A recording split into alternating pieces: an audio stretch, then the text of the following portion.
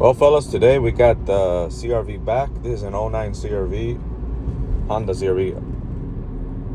It's back because it has a problem with brakes. Now, it doesn't have like a low pedal or anything like that, or a soft pedal. It has a hard pedal, and it brakes. But it doesn't brake all the way. Like right now, I'll step on it. I'm stepping on it, and it continues to go. It continues to move. And I don't know if you guys can hear it, but I'm gonna bring it down here. You hear a noise? Hear it? It's on there as long as I'm stepping on the pedal. So it has like a air leak noise when I step on the pedal, and it has a hard noise.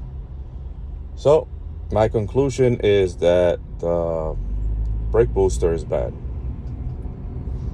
Because also once in a while they'll have a check engine light on. I don't remember the code, but it will have like you can hear it now. Well, when I step on the brake, they'll have lean codes also, check engine light on and lean codes, and that I came to the conclusion that's the problem. The problem is now the brake booster is leaking, but it's leaking from the inside, from where the pedal connects to the booster. That seal's bad. Because before it was leaking from the front, from inside the engine, and I changed that seal, and the problem went away. All the lean codes went away. The car ran beautiful. Now I gotta change the whole fucking part, and that's today's adventures. So I'll show you guys how to do that, and give you some pointers of what I'm doing, what I'm learning as I'm doing it. Never done it on this car, but I'm sure it's easy. Like anything else, just gotta do it. Just gotta figure it out. Listen to it now. You hear that leak? That air leak noise? And the pedal is a nice, firm pedal. It's definitely the booster. And it idles funny when I do this also. All right, fellas. So in order for us to get to the brake booster, which is way back there, which is that black round thing behind the master cylinder, we have to remove everything that's in the way, like the intake tube that takes a lot of room. I don't think we have to take anything else off except for obviously the master cylinder. I'm gonna undo that and pull it out of the way, just like I did in the video where I replaced the seal. And hopefully that'll work for us, and we unbolt it from the inside and we get it out. You're gonna need a few tools. Obviously you're gonna need the new part. I got this from Parts Geek. Supposedly it's a OEM product. It's a Japanese product. It's a Japanese car, so that's good. I'm gonna need these to hold things together in place while I'm working. A couple of tools, extensions, needle nose, so you need a 10 millimeter and a 12 millimeter, 10 millimeter, 12 ratchets. For now, I don't know what else I'm gonna need, but I'm gonna get started and show you the progress. I've got a rag over the battery. I don't need it because it's protected, but it's always a good idea to cover the battery when you're working around the battery. All right, so far we got the top part of the intake tube off, only where the housing for the filter is. Took this part, got the filter out. The mass flow sensor just gets disconnected, and this green clip, what you gotta do is squeeze it with a needle nose and pull it out, and it sits right there. We're gonna take the bottom part off because it's in the way. It has a bolt here and a bolt right here. Yeah, so it has one bolt here, and this grommet to hold it in place. Should be able to pop it out, and it has a hose here connected to it, so I have to pry that out. All right, guys, I got the bottom part of the intake filter housing off. Now it opened up a lot of room. This thing right here is a pain in the ass, so you know, if it never been removed or something. I ended up lubricating it and working it with a screwdriver. Also this part right here, pain in the ass too, but you gotta pry it gently with a screwdriver or pry bar. Just pry it out, take your time, try not to break anything. But it's easy, right? You end up taking it out, no problem. This is the way it looks. That bolt stays there for some reason. The one here came out, I removed that, and this is where the grommet goes in. Now we're gonna work on the master cylinder. Move that out of the way. Okay guys, so the master cylinder reservoir has 2 bolts on the side, right in here, that you have to remove, okay?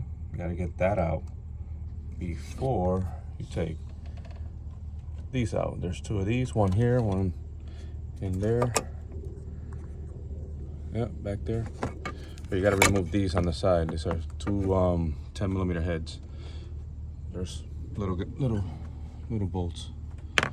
Now with a ratchet and an extension, I'm gonna reach in there, remove the master cylinder bolts, and then I'll move the master cylinder out of the way. Another thing, guys, once you start pulling the master cylinder and the reservoir together, there's gonna be a sensor right in the back. There's the plug for the sensor. Don't forget that. Don't yank on it too hard. That sensor is right there, that plug. You have to squeeze and remove. Comes out pretty easy. You have to squeeze that tab, squeeze and pull away. Comes right out. Don't forget it, and don't forget to put it back on when you're done. But another crazy thing that I just noticed is when I pulled on the master cylinder, I noticed some oil, some engine oil. I think that's where the engine oil was going. It was getting sucked in. I don't think it's brake fluid, because we haven't been low on brake fluid. But I've heard of engines losing oil and the oil going into the brake booster. Anyway, let's keep on moving forward. So this is what I got so far. I'm gonna pull this out of the way without bending too much on the lines. So get it out of the way to see if that will work for me, so I can remove the master cylinder, the brake booster. I'll show you what I did. Okay, as I'm pulling, I'm noticing that this hose right here is gonna be in the way. So I undid the hose. It's connected right there. You know, you squeeze on the clamp and wiggle it and pull it out. Sometimes it can be a bitch, but take your time. Try not to break it, because that could be a problem later on if it's broken, if it sucks air through there. Because that's for the evap system. There's the evap purge valve. And then another thing you gotta do is gotta remove this hose that goes connected to the booster. All right, guys, so the master cylinder is out of the way, and I use a bungee cord to wrap it to whatever, hook it up to whatever I can, just to get it out of the way. So it's pulled down without kinking you don't want to kink the lines, you don't want to break the lines, you don't want to put too much tension on it. Just move it out of the way. And I think this is enough room to remove the booster. I gotta take the hose off and then start working from the inside. All right, guys, I got the hose off without breaking it. This was a bitch. It wasn't easy to come out. But I ended up grabbing one of these and just grabbing the hose from the bottom, pulling on it while with one hand I was pulling and the other hand I was just grabbing it and wiggling it back and forth. It loosened up and it gave up and it came out. So that's that. All right, now I'm in the inside. Now, what I have to do is remove 4 bolts. You see the 4 bolts right there where your brake pedal connects. I gotta get that pin out of the way, and then I have 4 bolts to undo, and that should be it, guys. Now that top one might be a pain in the ass. You gotta get that with an extension, long extension, or maybe even a swivel. But the other ones look pretty easy. They look like they're 12 millimeters. And these pins, they usually come out really easy. Locking pins, you just gotta pull on them. I'll show you once I get it off. I'll give you more detail, but usually are very easy to remove. Just gotta unlock it and pull it, and then remove the pin.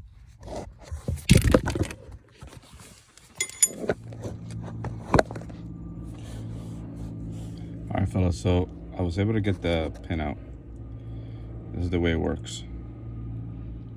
Right, goes in and it locks in place. So what you gotta do, grab it from here, from the bottom part, and you pull on it to the side. You pull on it from to the side, and then you pull up. Just get it out. Okay. Hopefully you understand what I'm trying to show you here. So it doesn't get complicated on you. It's easy. Then to put it in, obviously, once you got the pin in place, it locks. It goes into position. And it locks.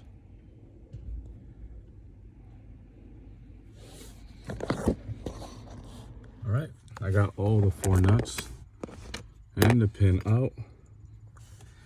And I should be able to pull this thing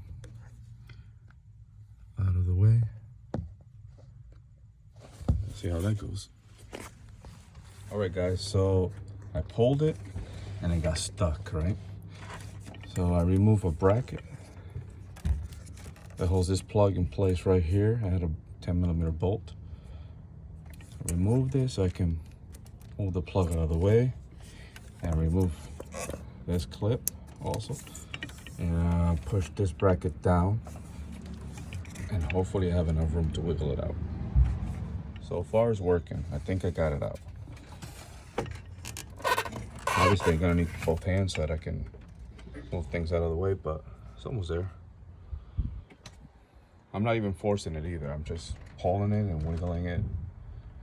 Nice and easy. It's coming out. There it is, guys. Brake booster is out. Have it right here. It's tight, but you can get it out, no problem. Just gotta take your time. Yep, now time to compare to the new one and start the installation process. All right, fellas, so I'm comparing it, making sure that it looks the same, that it's gonna fit right. I don't want to install and then find out that it doesn't, I don't know, it doesn't connect in the inside, or the bolts are not in the right place, or the hose nipple is wrong. It looks exactly the same. One thing you guys got to make sure is that this is the same length. So I'm gonna measure this compared to this and make sure it's the same. But it looks exactly the same.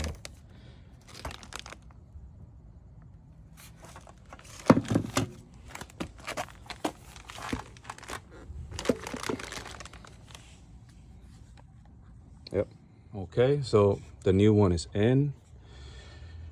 It went right in, guys. You just gotta get it right angle. Now everything's gonna wanna, it's gonna get hung up on the hose. It's gonna get hung up on this. You gotta push it down. It's gonna get hung up on these lines. It might even get hung up on this. And obviously this part's right here. The ones how to remove the plug, the bracket. You just gotta wiggle it, take your time. And then another part that is difficult is lining up the bolts, because you can't see it. You can't see the rods, right? And the holes. So you gotta feel for it. You gotta put your hand behind it and feel for the hole and the rods and stuff like that. Look inside if you can. Now, if you have a partner, this would be perfect. But I'm doing it by myself, and I just show you guys that it's doable. It's in. I gotta put the nuts on the other side and pin and all that, and then come in front and finish it. All right, guys, so the booster is in. Like I said, I put this bracket back on with the bolt, the hose on. put the clamp on the hose. But I noticed something. I removed the protective cap that came installed like this. I removed it, and there is no seal in the hole. Now I know this because I replaced the seal in the last video. Brand new seal, and when I took it apart now, I noticed it, I noticed that the new one doesn't have a seal, so that's messed up because you buy a product, you spend a lot of money. I was proud that it's from Japan, and it's very, very close to OEM, if not OEM, but you gotta have a seal. And I remember placing the seal on this not too long ago. There's no seal in the package, so I'm just glad I have a seal. So if you're doing this job, you got to transfer the seal from the old one to the new one. It's just a rubber seal, and if the seal's messed up, get yourself a new seal, because otherwise you'll have all kinds of lien codes again, because that has to seal. That has to be sealed, because there's vacuum through that line. There's vacuum on there, and it's supposed to hold vacuum. All right, so that's a tip for this job. Replace your seal, and if it's broken, transfer the seal, and if it's broken, replace your seal. I think this is like $10 directly from the dealer, though. I didn't find it anywhere else. Maybe I could have found it online, but I ordered it from the dealer near me, the Honda dealer. All right, master cylinder's back in. Don't forget to get your 2 bolts. And another thing, before you do any of those bolts, don't forget the sensor in the back. Remember that sensor with the plug that I show you? Don't forget that. And then the bolts. And also, if you did remove this hose like I did, make sure to put it back. This is the time when you want to double check everything you had to undo in order to get the booster out. Make sure you put everything back. The plug, the bracket. If you ended up bending something, put it back where it goes. The hose, the hoses, the bolts, everything back. Clamps, put them back in place. Now, the finishing part, which is the filter housing. Okay, make sure you put this hose back on. The 2 bolts and the grommet sits right there. And then this clamp, make sure it's nice and tight. And the mass airflow sensor plug, which is right here, make sure you connect that. While I was doing this, putting the bottom part together, the grommet again, I removed the grommet from the pin and put it on the plastic of the housing. That's how it should be, not the way it was before. So that's another tip for you guys. Remove it, put it on here, and then it'll be easy to install, and also lubricate it if you can. Everything's put back together, finished. Sensor's back. The filter housing is back together. Clamp is tight.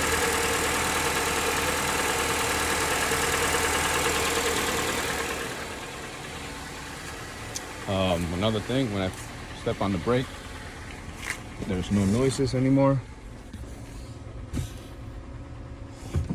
No losing air noise.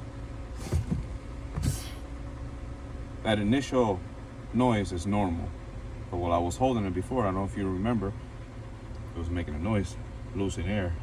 Now the pedal doesn't feel hard, it feels nice and soft, but normal, the way it should. Okay, I'm happy with the results.